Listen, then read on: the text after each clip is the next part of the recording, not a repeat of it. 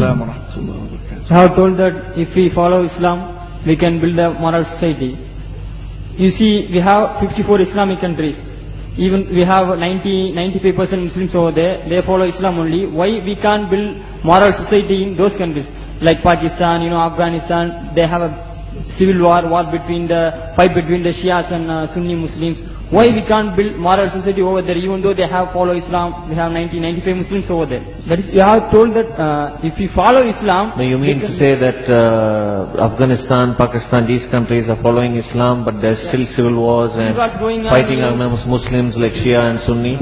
Why you are asking? We can't build moral society over there, even though we have 90%, 95 Muslims over there. First of all, Pakistan is not following Islam. Are you joking? I'm saying not Pakistan have 90% Muslim. Muslim means follow Islam. But Muslim, what Muslim? What Muslim? I remember 15 years ago, it's not today and I heard it's worse, 15 years ago I remember going to a wedding in Pakistan. A wedding where men and women were mixing freely.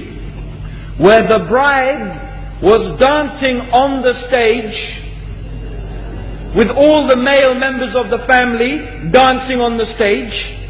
I am sure somewhere around, we probably hidden in a corner then, but I hear now it's open, drinking alcohol. What Muslim are we talking about? This was 15 years ago. Now I hear it's even worse. Oh yes, their Islam. When the bride and the groom are walking to the car, they're holding the Quran over their head for blessing. That Islam? That's not Islam. What Islam is that? That's exactly the thing I'm talking about. That's why the Muslims are in such a mess. Because of this nonsense, this hypocrisy, actually they are insulting the Quran by doing that. Amongst all of this haram, they think that the Quran, holding it over their head, is going to bless them because they're holding it. What is that? Where did they get this from? So, I don't know what we're talking about. In fact, this is the problem. You see, the Muslim world itself is so far from Islam. So many. You find here in India, or I know it's not a Muslim country, but there are lots of Muslims here, but I don't know what sort of Muslim. Most of them go to the dargah and they call upon some dead person in the grave, and they think that by talking to a dead person, they're going to have their needs fulfilled. What's the difference between that and worshipping an idol? There's no difference, believe me. It's shirk. I've seen it myself with my own eyes.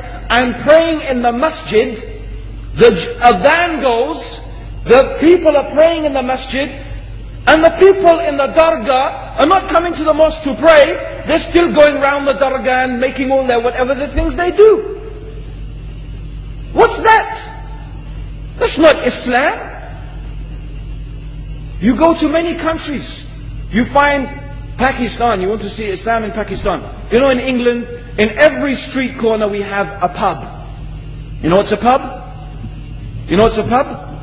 Like a bar, you know, a place where you sit and drink alcohol. Yeah? Yes? In Pakistan, believe me, they have something worse than that. Yes, worse. On every street they have a picture of a palm. Everywhere you see it, hanging from the windows. They have the picture of a palm. What's that advertising? Something worse than drinking alcohol. An invitation to disbelieve in Allah. That they're going to read your hand and tell your fortune. Shirk.